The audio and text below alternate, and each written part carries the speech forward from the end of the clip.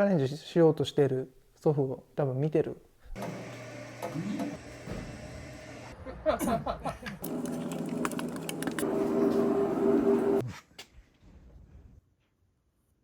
自分のフィルターを通して自分らしいものができればいいなと思ってます。何か新しいことやろうっていう、常に新しいものを作って。似てるからいつも喧嘩するんだよって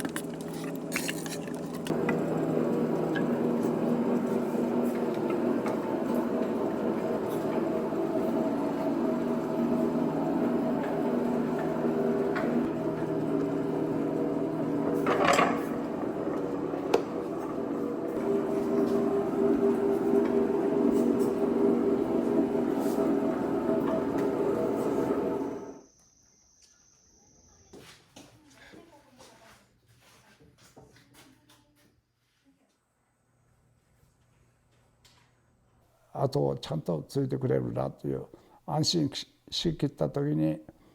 パッタッと急病で倒れて、でその時のショックっていうのは家内の倒れた時もショックだったけど、子供の亡くなった時は大ショックだったんです。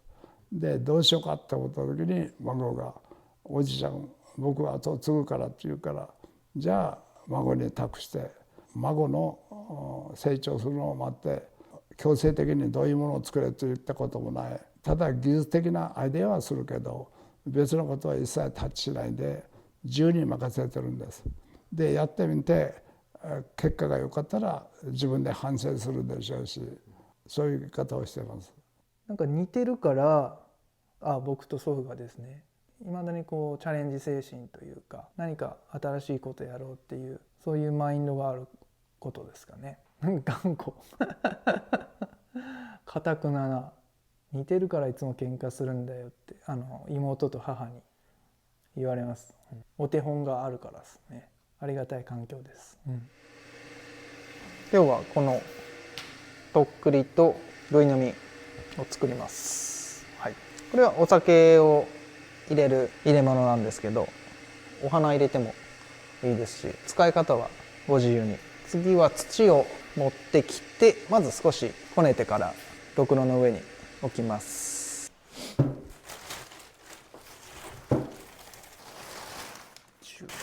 これ土屋さんに硬さを指定できるんですけど、作るものによって硬さを変えてます。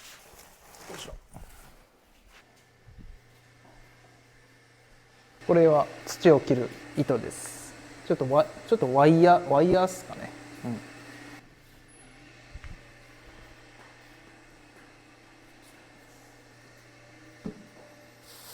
これで1、2、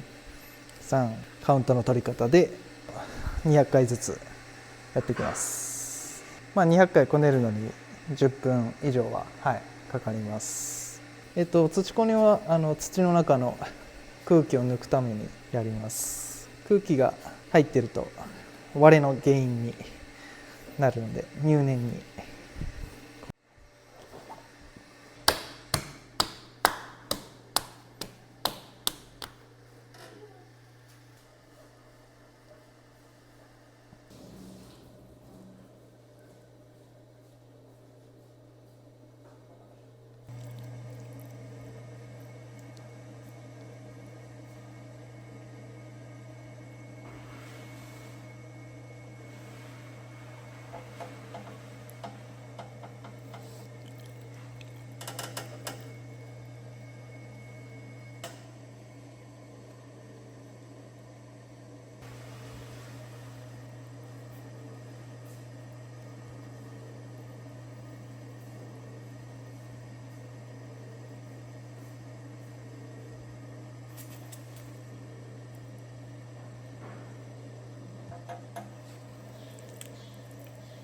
こっち延べベラって言って、この伸ばす時に使う、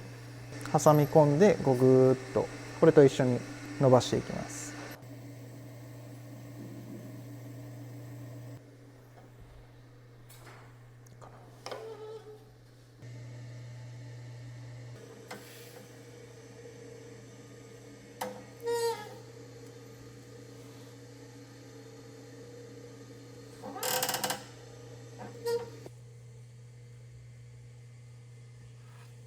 このくらいの大きさだったら1日ぐらい乾燥させれば削れるかなっていう。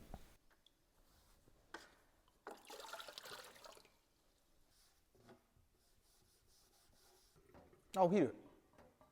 行きましょうか。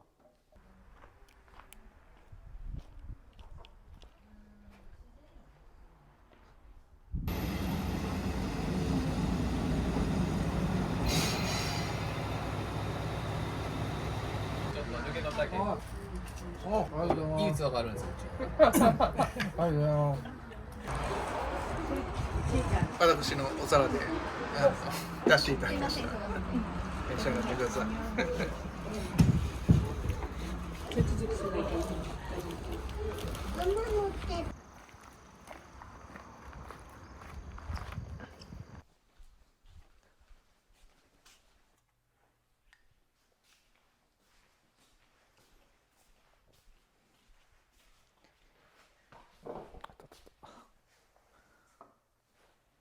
これ色がついたゴムなんですけど、液状のこれを塗って、そのまま黒かけちゃうとその白い部分にもかかっちゃうじゃないですか。それをカバーするための。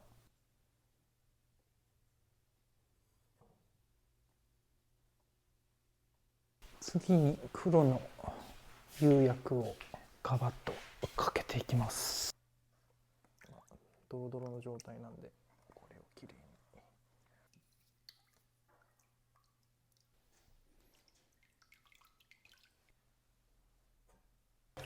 釉薬をかけると、膜ができてガラスのコーティングが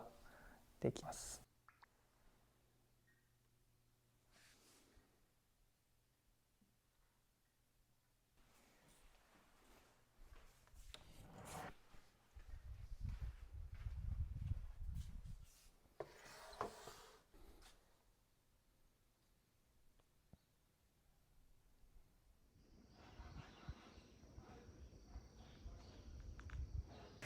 じゃあ次はとっくりを作っていきます。はい。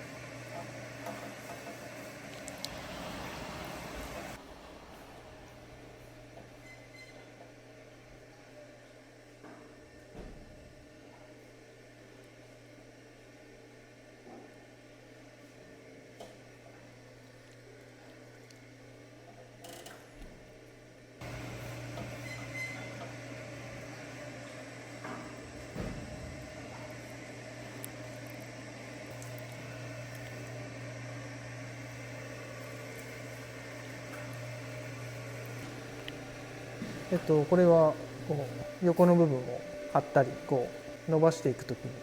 使います。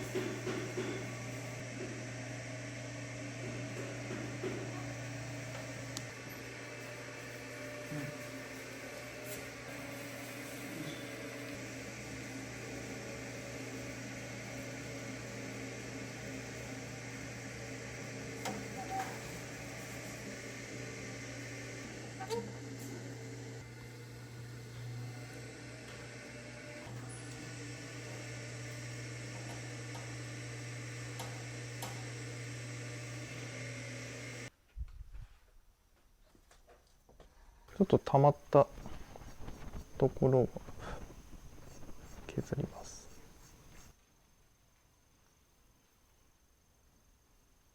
次にかける釉薬をちょっと沈殿してるんでつけます。これはその黒の上に乗ると青っぽく発色します。コントロールできる部分とコントロールできない部分があって、同じものがないんで、なんかそれが好きで毎回違う景色が出るんで、こう最後にポタポタっと落とした大きい点は、ね、コントロールできるかな、大体わかるかなっていう感じです。次は外側をかけます。10年ぐらいこの技法を、ね、やってますけど、なんかだんだん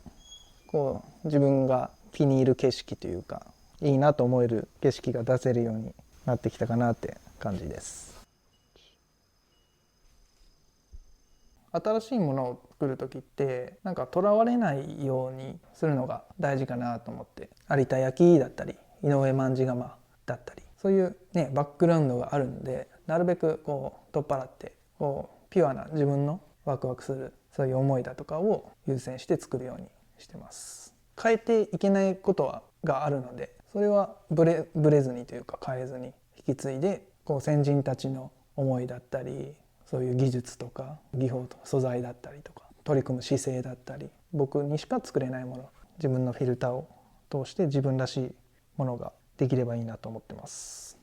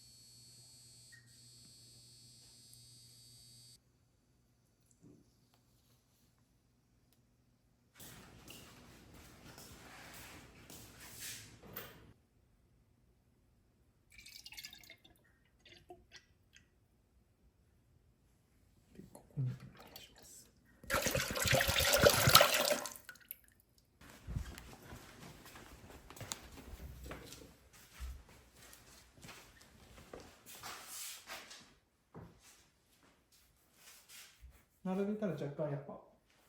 黒が濃いですね。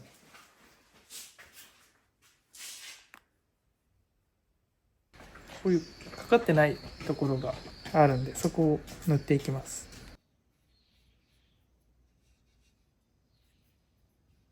なんかおちょこにこういう感じで入れてバシャッと、こういう感じです。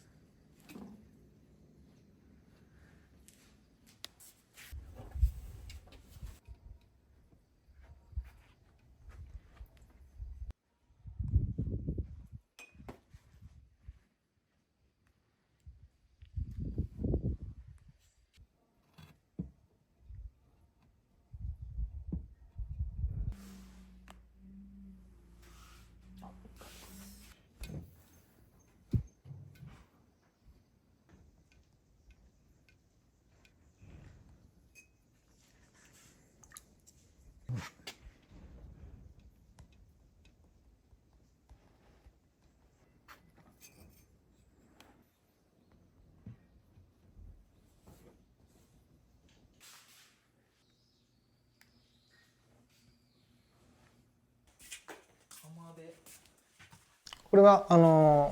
最後本窯に入れますので、こっちが本焼き用の窯になります。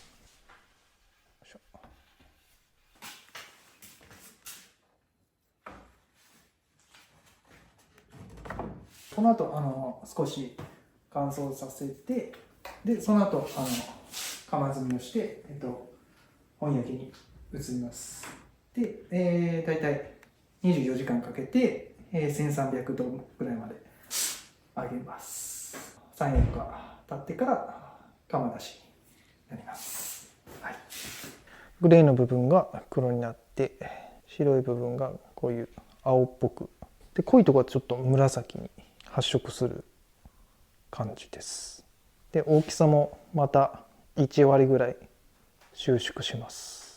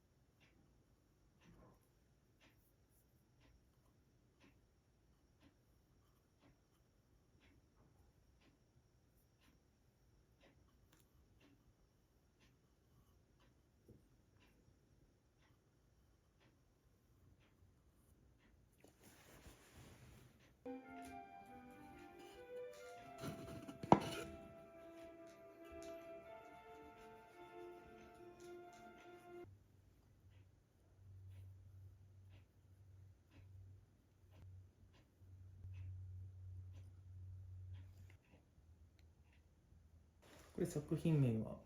天目青有滴具いのみと書いてあります。